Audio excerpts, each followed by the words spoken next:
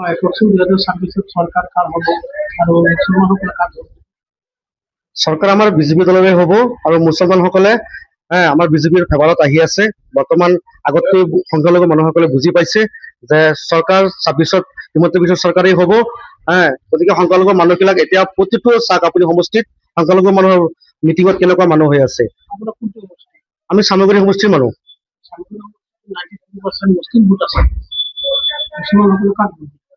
হয়, দেখা গৈছে যে চামগুৰিত 93% মুছলিম ভোটাৰ আছে। কিন্তু চাওক আজি সেই আগৰ চামগুৰি নাই।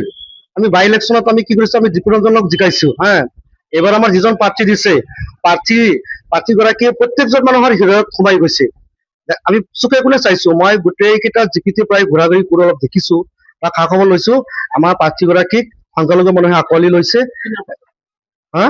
প্ৰাৰ্থীগৰাকীৰ নাম শ্ৰী অনিল শইকীয়া। তেখেত ভাল মানুহ। তেখেতে আমাৰ কোনো হিন্দু মুছলিম ইয়াত কোনো জাত পাতৰ ৰাজনীতি কৰা নাই। মই আগতেও দেখা নাই বা বৰ্তমানো যি ঘূৰি আছে এইকেইদিন ধৰি তেখেতে কিন্তু আমাক এনেকুৱা দেখা নাই।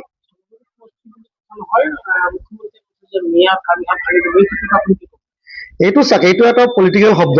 মিয়াৰ কামিহা ভাঙি দিব বুলি যে কৈছে, এইটো গোটেইখিনিয়ে কিছুমান সাংবাদিকে গোটেইখিনি নবজায়। কাক কৈছে কামিহাৰ ভাঙি দিব? যিবিলাক কি বাংলাদেশী মূলৰ মানুহ বা কোনো বেলেগ ৰাষ্ট্ৰৰ মানুহ, পাকিস্তানৰ মানুহ, তেওঁলোক আমাৰ ইয়াত অবৈধভাৱে আছে। তেওঁলোক আমাৰ কোনো বুজাহে। চাওক মইতো ইয়াত মানে খিলঞ্জী, আমাৰ ইয়াত আমি মুছলিম মানুহ। মুছলমান মানুহ আমাৰ খুৰা দাদা ককাই যি আছে চব NRC আছে, 51 আছে, 65 আছে। আমি আৰামত বাস কৰি আছো। আমাক এদিন কোনোবা এটা নটিচ দিয়া নাই বা আমাক কোৱা নাই যে উঠি যাবলৈ। আমি কিয় বাংলাদেশী? আমি ইয়াত আমি লোকেল মানুহ। আমি ইয়াত আমাৰ ভোট দি আছো। আমাৰ ইয়াত আমাৰ চব চাকৰি বাকৰি পাই আছো। বাংলাদেশী মিয়া মানে মিয়াৰ কামিহাৰ ভাঙি দিব, বাংলাদেশী মিয়া সেইবিলাক মানুহক ভাঙি দিয়ক, কি সুবিধা আছে? আমি বিদেশী ৰাষ্ট্ৰ কিয় বুজা আমি ইয়াত ল'ম?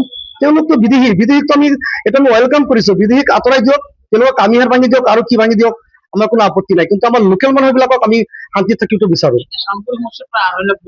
হয়, বাংলাদেশী মিয়া নাই নাই, তাত বাংলাদেশী মিয়াটো আমি দেখা নাই। এজনো বাংলাদেশী দেখা নাই। দেখিলেতো আমি ওলাই দিম নহয় তেওঁলোকক।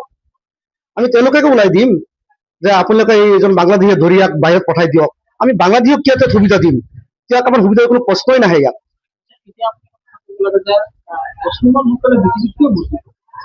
চাওক, মুছলমানসকলে কিয় বিজেপি ভোট দিব, এই প্ৰশ্নটো একেবাৰে চাৰিওপিনে জল পট কৰি ওলাই আছে। আজি চাওক, যিমান স্কিম আছে অসম চৰকাৰৰ, কোনটো স্কিমত এজন মুছলিম মানুহক আঁতৰাই ৰাখিছে? মই যোনটো গাঁৱত থাকো তাত 1000 অৰুণোদয় পাইছে। 100% মুছলমান মানুহ তাত। মোৰ ওচৰে পাজৰে GGP কেইটা আছে তাতো পাইছে। CM ত্ৰিপুলা পাইছে। আজি এই ল'ৰাবিলাকে এইটো পাই পেলাই সুবিধা পাইছে। নিযুত মইনা পাইছে, স্কুটি পাইছে। গতিকে কেতিয়াবা আমাৰ মুখ্যমন্ত্ৰীয়ে 2 এটা বাহনত যি কয়, এইটো এটা হ'ল ৰাজনৈতিক বাহন, কিন্তু হাতে কামে কৰা নাই।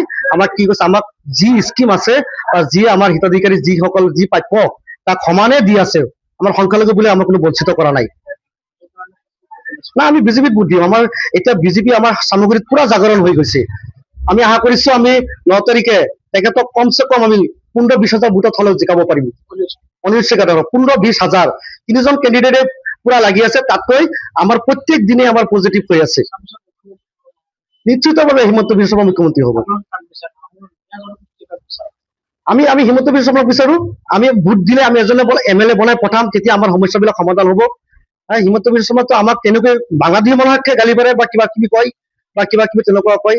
আমাৰ খিলঞ্জীয়া মানুহ বা আমাৰ লোকেল মানুহবিলাককতো একো নকয়। আমি বাংলাদেশীৰ বুজা কিয় ল'ম? তেওঁলোক ইয়াৰ পৰা আঁতৰাব লাগে।